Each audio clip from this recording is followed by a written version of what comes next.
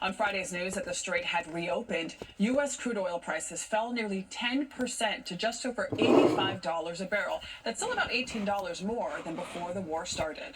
But it was enough to fuel a big day for investors on Wall Street. The Dow gained nearly 2% on Friday, while the S&P and the Nasdaq closed at all-time highs.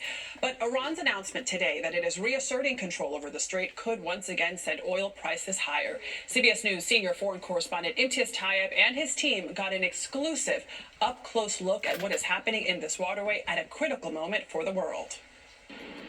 Good morning. Well, we spent weeks planning how to get into the Strait of Hormuz, mapping routes, exit plans, and what we do if something went wrong. Now, when that fragile Pakistani-brokered ceasefire took hold, we made the call and crossed from one Gulf state to another, only to find the world's most critical waterway still on edge. As we drove in from land, we could clearly see vessel after vessel stuck in the Strait of Hormuz. It's extraordinary to think that this waterway is where 20% of the world's energy passes through and is in front line between the U.S. and Iran.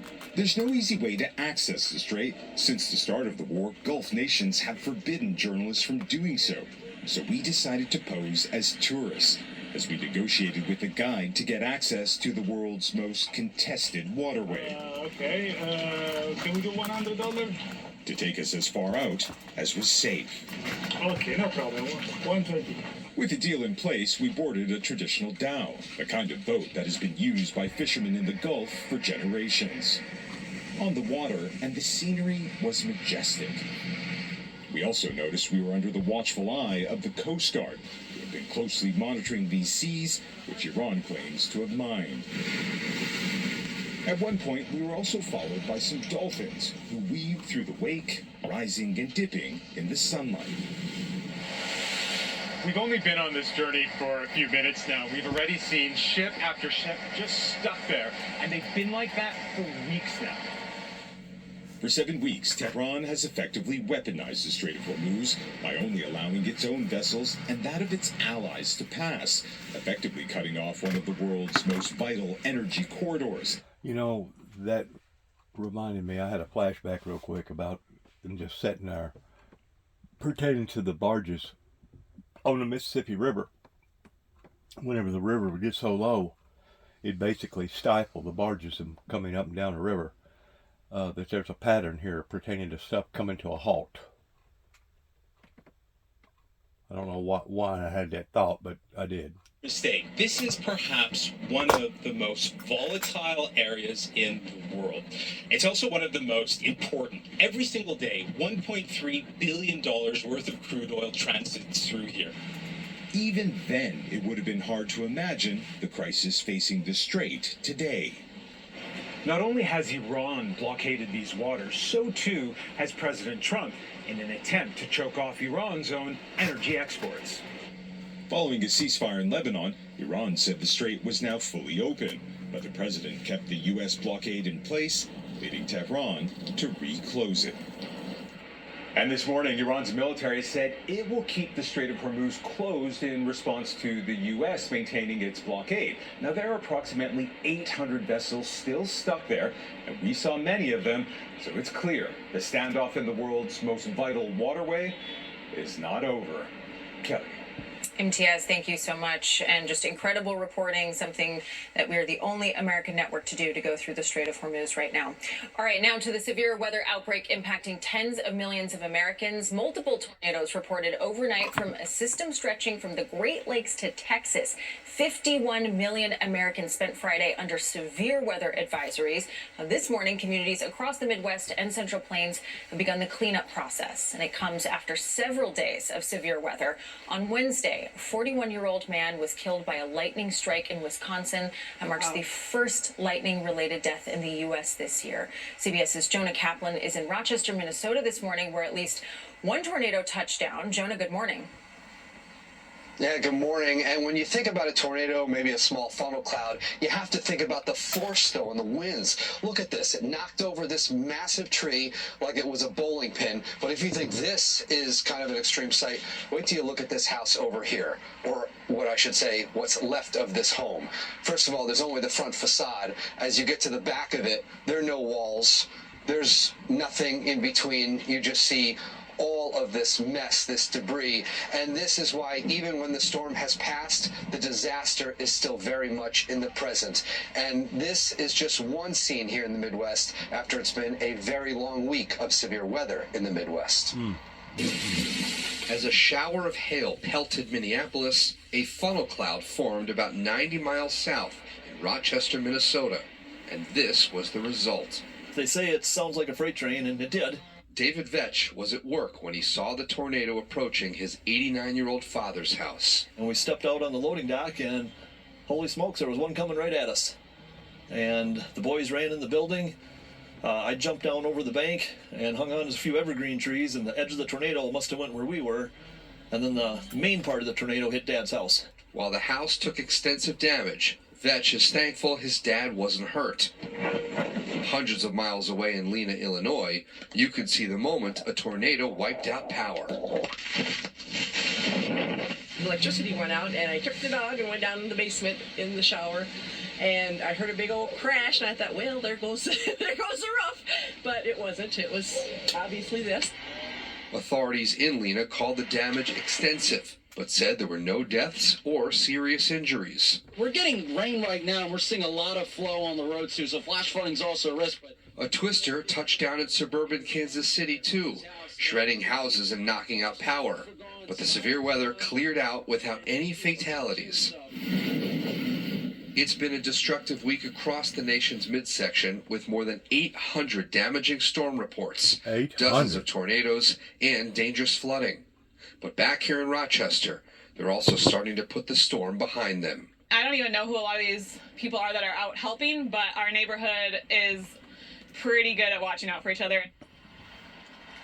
And you know, these warnings, they're not suggestions. And all of this, they're such important reminders about why you need to take shelter when those warnings come in. Because it's not necessarily that funnel cloud that's the danger, it's all the debris that it picks up.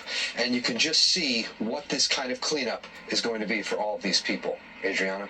Oh my gosh, it's such a sad scene, but so... I like what he just said pertaining to warnings are not suggestions. It's a suggestion towards coming to the altar and repenting of one's sins. Once one has become a born-again Christian, then it's no longer suggestions, but it's recommendations in what you do beyond that point.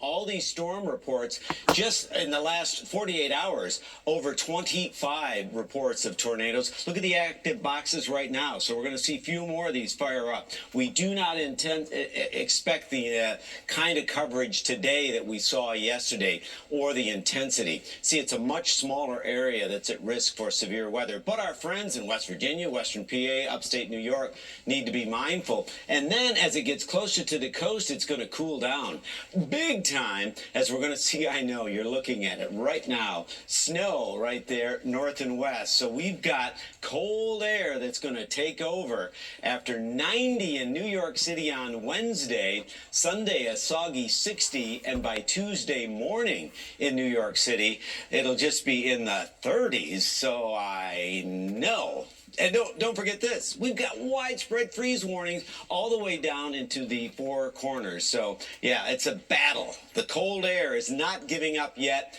You are going to see the warm numbers continue in parts of the southeast today and tomorrow. Even there, we're going to see the cool air take over. Very, very chilly. Highs in the western lakes only in the 40s. So I know we all know that today is Record Store Appreciation Day, but it's also Husband Appreciation. We knew that. We knew that. Yeah, I obvi. had no idea. And the husbands in the studio rejoice because if Sorry, Caleb, you like if you're record watching. stores, it's a 2-for-1 special. So. Your husband, I see. And my wife's out of town, so Well, it's happy all... husband. Well, we appreciate you, John. She really appreciates you, John. All right. right, John, thank you so much. Thank you for that reminder. Coming up, Pope Leo takes aim at what he calls tyrants spending billions on war as he addresses massive crowds of followers in Africa.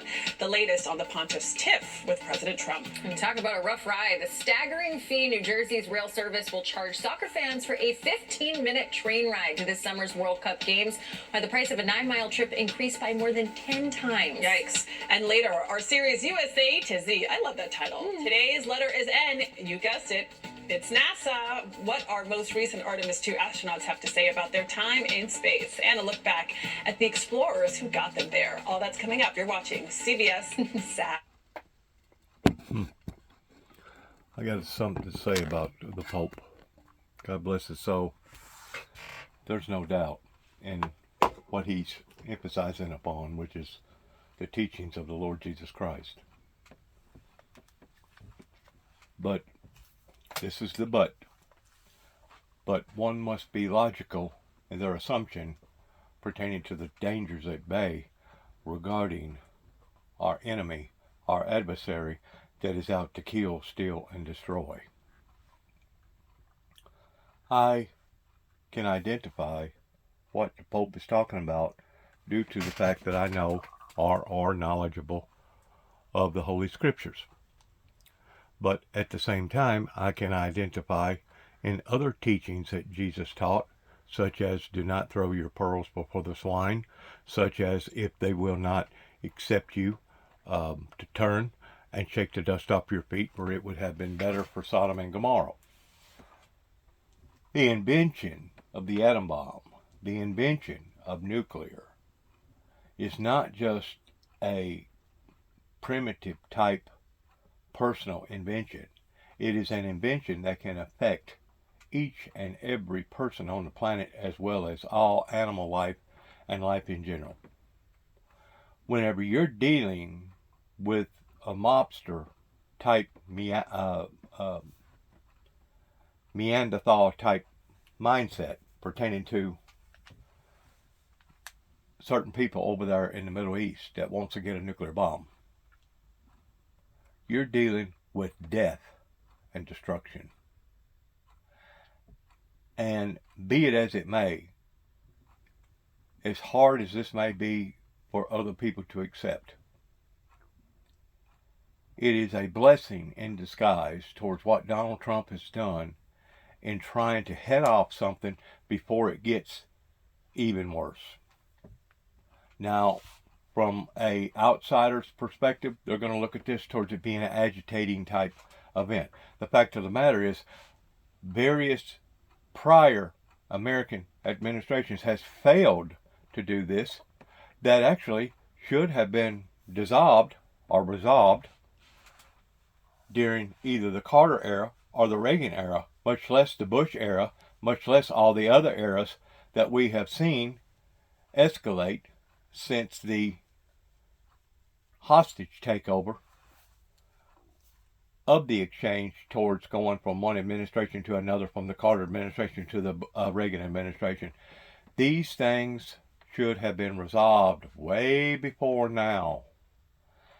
And it's kind of like putting a biscuit in somebody's mouth and pulling it out. The Bible says that it would have been better for you to have never known the ways of righteousness than for you to have known them and turned from them. That's the same way pertaining to evil, pertaining to the depths of evil. There's no doubt there's certain people over there in the Middle East that wants to go to the full extent of evil in bringing destruction to the world.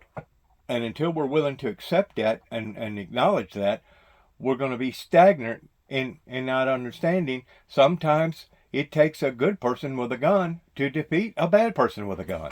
Chris Livesay has been traveling with the Pope. Good morning. Well, on his first papal trip to Africa, now marked by an open clash with President Trump, the first American pope has delivered pointed remarks. Now, in what's wide... In other words, sometimes negotiations just don't work. Pontiff warned that the world is being ravaged by a handful of tyrants. Woe to those who manipulate religion in the very name of God for their own military, economic, or political gain. Their simmering differences boiled over earlier this week when President Trump blasted the Pope over his opposition to America's war in Iran. The pontiff responding just hours later from the papal plane, stating, "I have no fear of the Trump administration." Here in Cameroon, his visit has left locals overjoyed, praying he'll bring peace amid political violence, hunger, and a separatist conflict that's left thousands dead and more than 500,000 displaced. Speaking to them at a mass, Pope Leo blamed, quote, the masters of war, who spend billions on killing and devastation. Next on the Pope's trip are the countries of Angola and Equatorial Guinea, both known for vast oil wealth, where he's expected to address the theme of inequality. Now, when it comes to the feud between the Pope and the President, Trump took to Truth Social last night, posting a letter from the evangelical leader Franklin Graham. It was written early in the war with Iran, and he told the President he was doing the right thing. For CBS Saturday Morning, I'm Chris Livesay in Yaoundé, Cameroon. And lawyers for the man accused of killing conservative activist Charlie Kirk were back in front of a judge yesterday trying to block cameras from the courtroom. Now, Judge Tony Graff heard testimony from experts stating that video could threaten Tyler Robinson's right to a fair trial. Robinson is charged with murdering Kirk during a rally at Utah Valley University in Orem last September. He's yet to enter a plea in the case. Prosecutors say they do intend to seek the death penalty. CBS News has learned that Spirit Airlines is asking the Trump administration for help. The discount carrier is asking for an emergency bailout to help it survive skyrocketing fuel costs. Planes need fuel too. Creditors are questioning whether the airline can make an upcoming multi-billion. Now, this is part of the repercussions right here that you're looking at pertaining to Iran and what they're doing to the world. Are expected to meet with Transportation Secretary Sean Duffy next week to see what can be done. Yeah, I think what's interesting here, right, and that's only a tip of the iceberg towards all the other problems that this has created in other countries all over the world.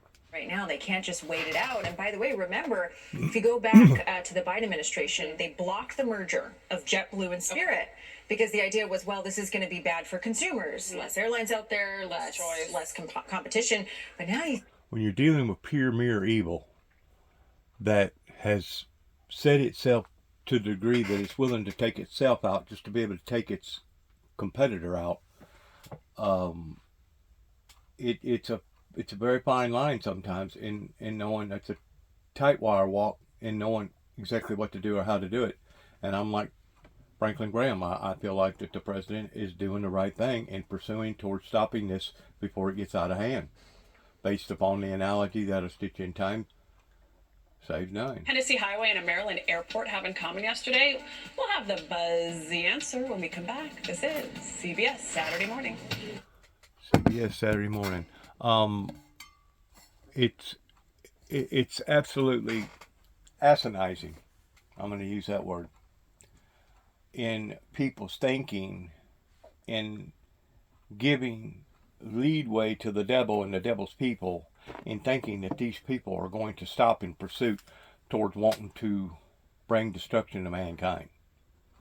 You keep in mind that it was the Luciferian Lucifer that brought destruction not only to himself, but is bringing destruction to a third of the angels that followed with him. Well, do you not think that that same entity, that same charge of negativity, is wanting to do the same thing to humanity? Sure it is. Sure it is. That way, he can take his fist and shake it in the face of God and say, look here, see what I done? I convinced the whole world to follow after me versus following after you, a righteous holy God. Well, I got news for Satan. According to the scriptures coming out of Jesus' mouth, for it would have been easier for all of heaven and for all the earth to pass than for one jot or for one tittle of the word thy God to fail. And if that's where the world in general wants to go with this, pertaining to the world basically exploding from the inside out and killing humanity, well then they just need to stay on the same pathway that they've been on and not acknowledging any of the warnings and the advisories, not suggestions, but warnings and advisories coming from the founder of the Jesus Christ Jubilees Windmill Ministries missions. that my son and I pursued in putting out these warnings and advisories going all the way back to 1989 when we first went to Washington, D.C., going before all the Congress, various leaders and government officials, as well as New York City, going to all the boroughs and issuing out messages to mankind. The only problem was they was determined that they was going to stop us, beginning with Homeland Security, Secret Service out of Washington, D.C. That's whenever I wound up with a person in black going to my mother and grandmother's house over in Kenton, Tennessee, and according to my brother, was invited into the house, offered a glass of tea, wanting to know what this was all about. The only reply that my grandmother and my brother had was that we don't know. It's something that he wants to do, and it's something that he's up to, and we're not going to stop him because he's got every right in the world to pursue. Even though, prior to that, I had just lost my job by being being kicked off a radio station up in WENK in Union City. The insects to escape. Drivers were forced to slow down as workers tried to contain the swarm. The bees were eventually rounded up and moved from the area. How can you round up all those bees? I mean, they fly. Drivers would not want that job. No, drivers are warned to stay in their vehicles. And that wasn't the only buzz-worthy. That was good. I took my cue You really from have to earlier. commit. It's true, I didn't do enough. But a colony of about 20,000 bees decided to call a baggage cart their home at Baltimore's BWI airport. A beekeeper safely captured and relocated the bees. The baggage cart was empty and the swarm didn't impact any airline operations. That reminds me of something else I'd seen on social media where, let's see this. Transit says it needs a massive price hike to get fans to the games. You're watching CBS Saturday Morning. The prices sting. Pertaining to over in Israel, where they've been inundated by bees, and a lot of people say that that was a sign from God in trying to relax the situation that's been going on pertaining to mankind's destruction. I don't know if any of that was true or not. I can't validate it one way or the other, whether or not it was. I did see the bees flying, and I did see swarms of them over there in that area. You can take it for what it's worth, but like I said a while ago, my son and I was trying desperately to put out advisories and warnings to the general public that we was either ignored or persecuted over, pertaining to my whole family. And now we're where we're at today in seeing one level go to another level, and you have to ask yourself a simple question, which is who's next and what's next? Because ever since basically the ordeal that happened in 1993 and 1995 pertaining to the Mount Carmel, Waco, Texas, as well as the Oklahoma bombing, which the anniversary comes up tomorrow on the 19th. Ever since then, as well as the New York Twin Towers being attacked, as well as Ruby Ridge, as well as some other things that happened in Atlanta, pertaining to an abortion clinic, pertaining to what went on also with the attacks of one of our ships over in wherever it was at, to 9/11, from 9/11 to all the other events pertaining to the Afghanistan wars and Desert Storm, Desert Shield, and then here come COVID to the point of where we are now. So one has to ask the question, because of the elevation and the trajectory that we're on, who and what is next? Who and what is next? Because it's very obvious we are on a trajectory of doom and gloom. And I've said this before, and I'll say it again. Every time Mother Nature strikes out, it doesn't matter if it's in a major flood, a major drought, a disease, tornado, hurricane, typhoon, or whatever, it diminishes the resources on planet Earth. In other words, you're seeing a pattern of things either coming to a trickle, kind of like the Mississippi River, towards the barges not being able to go up and down, or even what we're looking at right now towards major oil freight liners not being able to go down the Straits of Hormuz. Now, friends, I'm not the sharpest knife in the drawer, and I've never tried to convince people or myself that I was the sharpest knife in the drawer. But I do know this: whenever people with common sense opinions are steadily telling people, don't go that way, don't go that way, don't go that way, and the people are continuously going that way, at that point in time, being the watchman on the wall, mankind does not have any right whatsoever in blaming this upon myself, because it was people such as myself that was trying to prevent, as well as my son, trying to prevent from us ever reaching this plateau that we're on right now. And from all indications, it looks like we're still on this same plateau. Now, you can take it for what it's worth, but I'm just telling you, I'm still putting out the warnings and advisory, and will do so until properly acknowledged or accepted in who and what I have been instructed to do for the kingdom of God. For the kingdom of God. A wonderful event, no doubt, but the fans who are going to the game should bear the burden of the cost. NJ Transit CEO Chris Kaluri blames the price hike on supporting 3 additional security checkpoints. NJ Transit has to absorb $48 million with no help from FIFA. New Jersey Governor Mikey Sherrill weighed in on social media. FIFA should pay for the rides, but if they don't, I'm not going to let New Jersey commuters get taken for one. In a statement, FIFA says elevated fares inevitably push fans toward alternative transportation options. This increases concerns of congestion, late arrivals, and creates broader ripple effects. Meanwhile, among the other host cities, And these are the stars of the show. fares will stay at $1.75. In Atlanta, they're locked in at $2.50. And Kansas City is running shuttles from around the city to Arrowhead Stadium that cost just $15 round trip. I can't tell you how important security as a expenditure is. Out of the 48 million, I want to say almost $11 million is just security.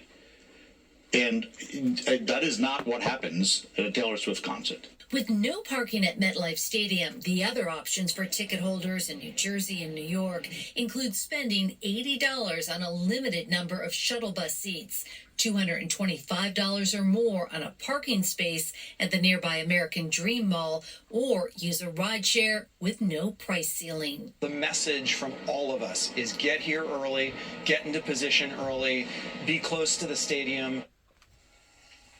While some cities can keep their regular ride prices, NJ Transit points out it also costs more to transfer riders from the heart of New York City out to the suburbs where MetLife Stadium is located. So, ladies, a family of 4 is now looking at possibly paying $600 just to get to the game, almost as much as some tickets cost. I mean, the tickets already are super expensive. Can people drive and park there? No, absolutely not. There's no parking at MetLife Stadium. As I mentioned in the piece, there are some spots available at American Dream Mall, but I've been looking into that, and it looks like most of those are already sold out. And if anyone out there is thinking, well, I'll just walk, there's no walking. As you know, MetLife Stadium, you got busy highways all the way around it. I just think this is ridiculous because countries bid for the right. They have to figure out the infrastructure. And sure, you know, things happen along the way. People backtrack on what they're going to say. But why are we just figuring this out right now, 54 days before? When the World Cup was held in Qatar 4 years ago, they provided free transportation on the metro. But that was paid for by the Qatari government, which we're not doing.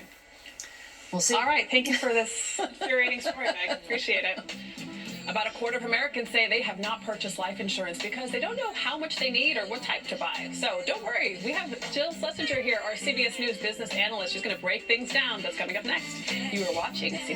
In addition to, after you get there, you're going to pay $8 for a bottle of water and possibly up to $15 just for a hot dog. So properly prepare and going to any of these major events. Sad but true. Good luck to all of us. God bless America. God bless our troops. I want to put a special prayer for our troops engaging in their courageousness and their honor that we're seeing overseas right now and in other parts of the country. I want to pray for our transparency in what our assignment has been all along, which is based upon the analogy of free my people and giving people the freedom to be able to worship and choose who they want to elect as their political leaders or not elect. Just want to say thank you to each and every one of you for your prayers for myself and my family during the events that we went through, especially with my son passing about 6 months ago, now a little over. Just want to say thank you, God bless you, and may God bless America, and shalom.